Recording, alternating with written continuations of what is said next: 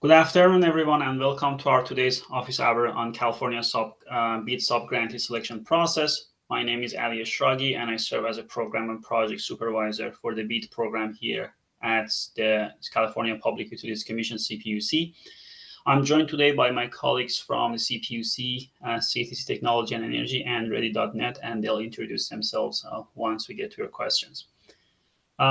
Here's the agenda for today. We'll start with a brief welcome and some housekeeping notes, including an overview of how to ask questions and the scope of this office hour. We'll then move on to the main segment of today's session, where we'll address your questions and provide answers.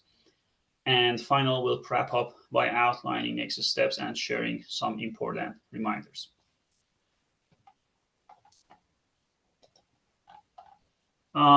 Let's cover the guidelines for participating in today's Q&A session. To ask a question, please write your question in the chat and wait to be called on before speaking if we need to follow up on your question. Keep yourself on mute until it's your turn to speak. If you are called upon to clarify any parts of your question, please provide the clarification in the chat afterward. This helps us to accurately capture your input for inclusion in the FAQ document. We'll start with the first round of questions, giving everyone a chance to ask one question. And please avoid multi-part questions during this round after the initial round. If time allows, we open the floor for additional questions. If you would like to follow up on someone else's question, please write it in the chat and wait to be called upon to answer that part of your question. Thank you for your cooperation. In terms of the scope of today's session, this session is focused on the questions about the subgrantee selection process, especially the topics covered in previous webinars and the documents that we have shared so far. As probably most of you know, the pre-qualification portal has been opened on Tuesday, March 25th, and all the materials and guide for that has been released on our website. Also, we have published a guide and a lot of templates regarding the project application. As we go through your questions, there might be questions that we are not able to answer during this office hour, and we might need more time to provide a more comprehensive and detailed answer to those. Those questions will be included in the FAQ document. If you have questions about the challenge process or the map, please submit those to bead@cpuc.ca.gov. This session is focused on the subgrantee selection process, and we may not have the right folks on the call to address those questions adequately. As a reminder, the CPUC is required to follow the rules established by the NTIA, which administers the BEAD program. As briefly mentioned earlier, the questions and answers from today's session will be included in our next FAQ document. We have published a few versions of those and continue updating the documents, the FAQ documents, as we receive questions from you during the office hours or through other venues, emails, and try to update those the FAQ document more frequently, so you have access to the latest guidance and clarification from us. Additionally, I want to note that this session is being recorded, and recording will also be available on our website. Thank you for joining us today, and let's get started. So as mentioned, please write your question in the chat, and we'll go through them in order we have received them.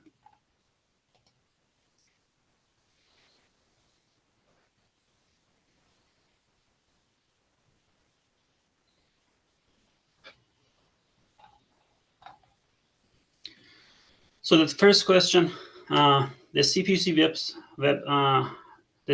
BEAD website states applications will undergo one round of revisions, and applicants will have 3 business days to provide responses for additional information to complete the application within the portal. email responses will not be accepted. Applicants who do not respond to revision requests or who provide incomplete responses will not be eligible to have their project application considered. To help with planning purposes and to ensure we could meet a 3-day response timeline, what's this project timeline for receiving the revision request once the pre-qualification application is submitted? Joe, do you want to respond to that? If we can provide specific dates. I know we are like reviewing the pre-qualification as we receive them. That's the general response. Do you have anything to add to that?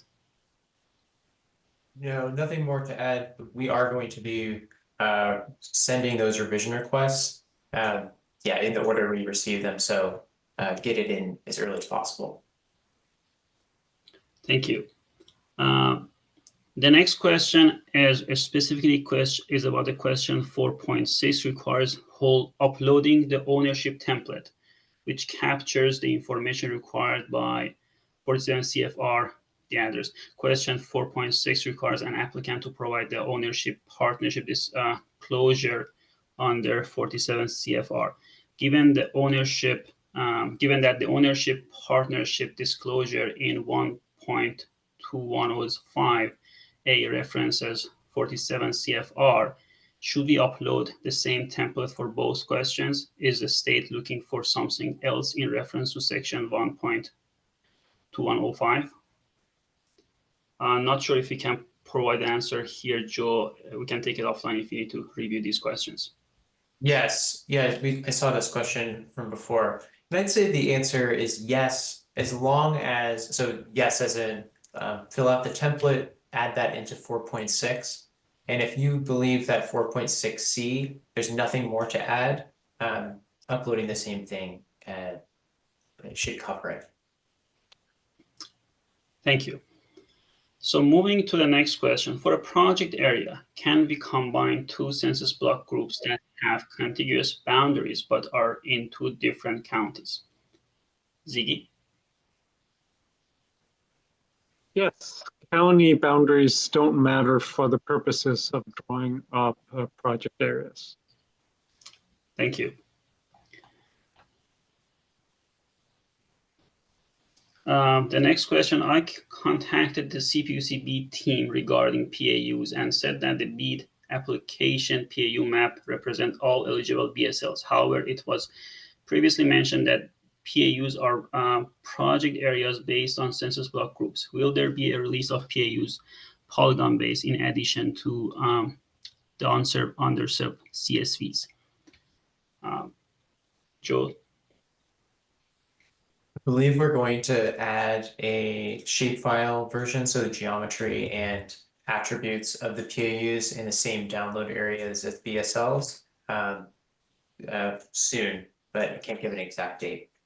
So this would be by the date that we open the project application, which is next Wednesday, April 2nd.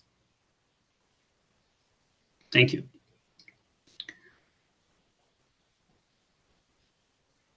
So the next question basically answered in terms of the downloading PAU CBG's shapefile by the time that we open the project application next week. Are there CBGs where tribal areas overlap? If yes, can the tribal area be excluded from a CBG? So the short answer to that is the tribal area are their own PAUs. Ziggy, do you want to add anything to that? Yeah, we can provide more clarification in FAQ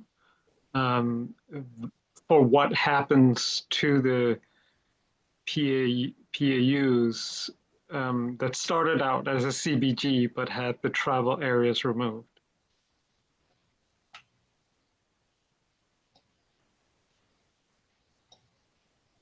So the next question is a follow-up to the 47 CFR. There are required certification under. Isn't that the biggest difference between the two requirements, or are those certifications not required?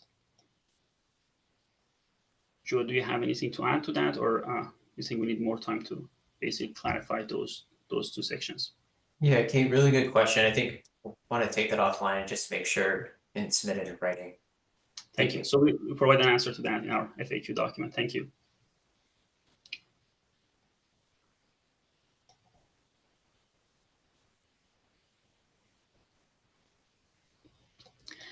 The next question is, how is it determined what 10% will be removed in a 90% coverage option? So that has been explained in the project application guide, but Joe, do you want to provide a brief summary of that? Yes. So the number of locations that you'll need to include in your 90% will be auto-calculated. And so that's the question right before a template that you'll download, and you'll identify in the template which locations you would like to serve with 90%, with this optional 90% proposal. When you re-upload the template, the system does verify that those two numbers are correct. And that's just a basic summary of the process. Thank you. And that's the technical side of the answer.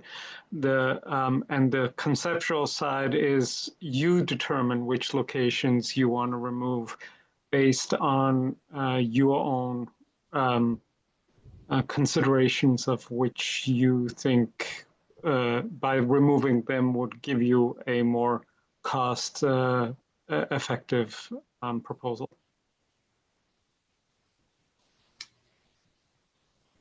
Thanks. So next question, are there any updates on the process for updating or turning up the BEAD challenge map to reflect deployment of reliable broadband service that has occurred since the challenge map was finalized? This is important to ensure that BEAD funding is not directed toward overbuilding areas that have become served post-challenge. We are working on some answers in our FAQ document, and we will provide that in the document that we will release soon. Jonathan, anything else that you want to add to that, or? Just that we will be following a process similar to what other states have done, consistent with the guidance that NTIA has issued on this topic. But we'll have more details through our FAQ process.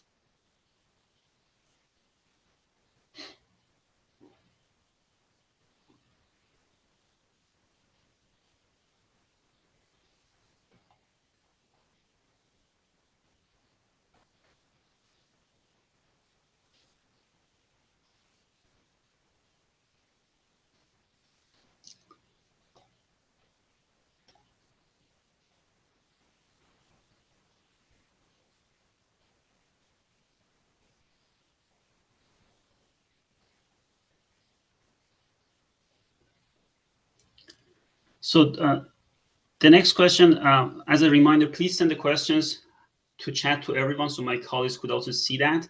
So I can read this question, and but if you can basically send it to everyone so we can capture that for our FAQ document. We received the award notification for our BEAD CPC FFA program application, which we won. And the awarded locations are still included in the BEAD eligible BSLs. Will there be a separate process to exclude these locations for the BEAD program? There will be a separate process. I think the details of that will be included in our FAQ document, our future communications. Anything do you want to add to that, Jonathan? Yes, in addition, we will be posting before the application round, or coincident with the opening of the project application window or submission portal timeframe, we will be posting a file that will indicate through February those FFA awards that have been approved by the commission, and it will be a file of the associated locations with those awards. So that'll be an opportunity to double check to make sure that information is accurately represented. But that overall, we will be following the NTIA's guidance and doing a reconciliation process at the end of this that will take into account awards, updates to the fabric, and the other requirements that NTIA has at that point in time.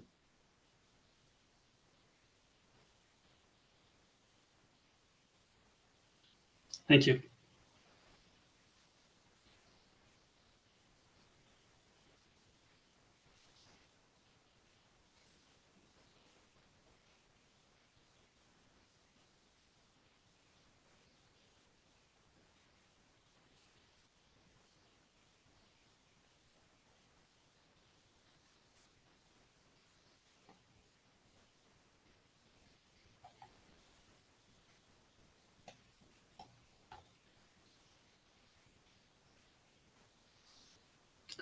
Just waiting for the next question.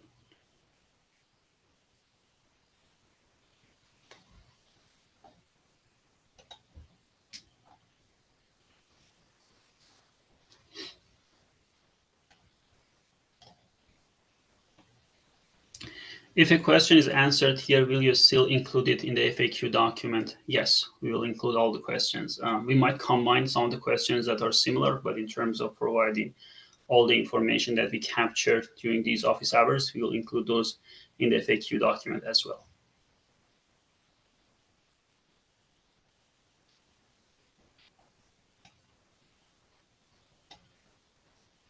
Sure.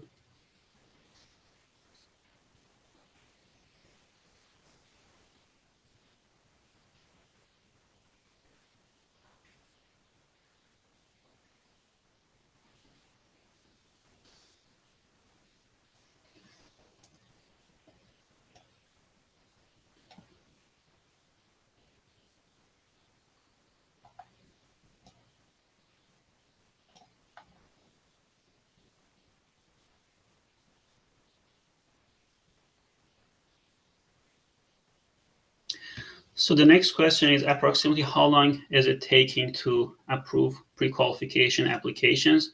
Once a pre-qual is approved, are we then open to submit applications for the areas that we are looking to get funded? So we're trying to review them as soon as possible and contact the applicants if we need further information, as it's been explained in the document and discussed earlier. Once you submit your pre-qualification, you can start developing your project application and submit those. We just want to start reviewing those before going through the pre-qualification. Joe, do you want to add anything to that? No, great summary. I would like to add one thing and just encourage all applicants that because of the extremely tight timeframe that we're on to get results to the NTIA, we will have very limited time to seek revisions, and applicants will have as equally limited time to be able to provide revisions. So encourage you to, rather than take the time to do the applications as thoroughly as possible.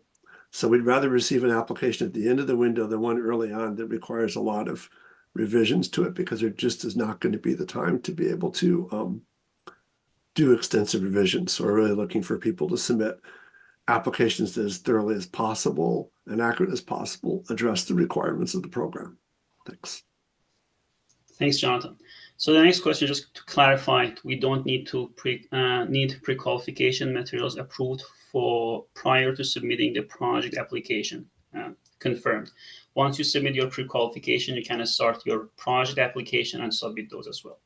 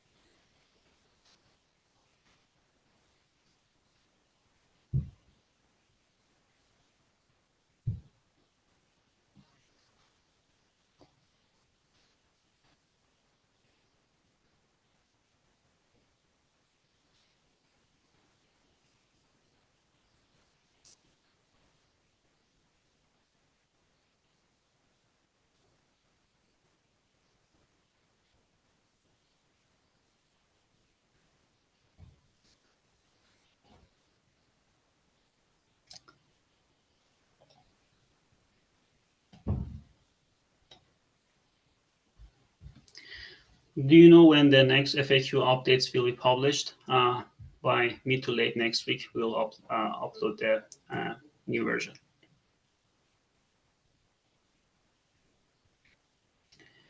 May I confirm PAUs are based on census block group CBG? So the IPv2 and the project application guide explain this. Basically, it's both CBGs and tribal lands that are the smallest project area units that applicant can include in their design project area unit.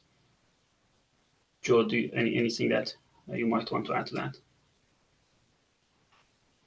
Only that since they're based off of both, a tribal land, if it cuts across multiple census block groups, since that's included in one project area, there's going to be some differences between the census block groups and CPUC's PAUs.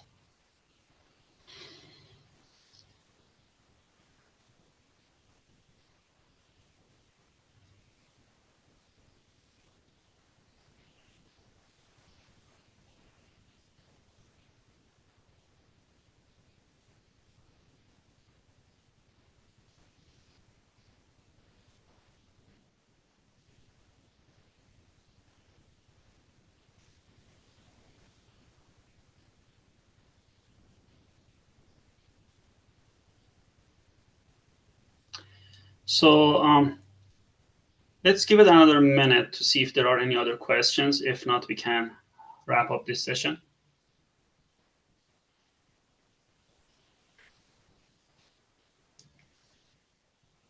And as a reminder, if you have any other questions, you always can email us at beadgrant@cpuc.ca.gov.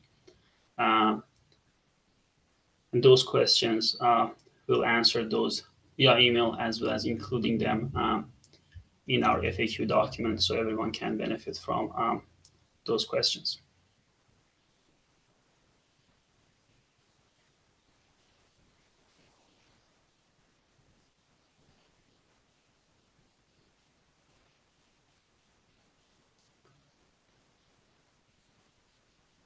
Sam, if you can have the slides up, thank you.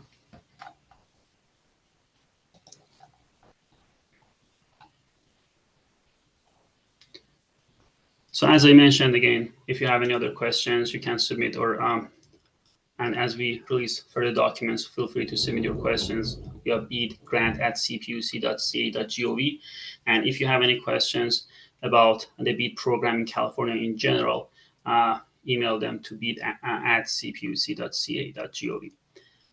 As mentioned earlier, we are continue to work on updating the FAQ document, and release a new version next week with updated questions.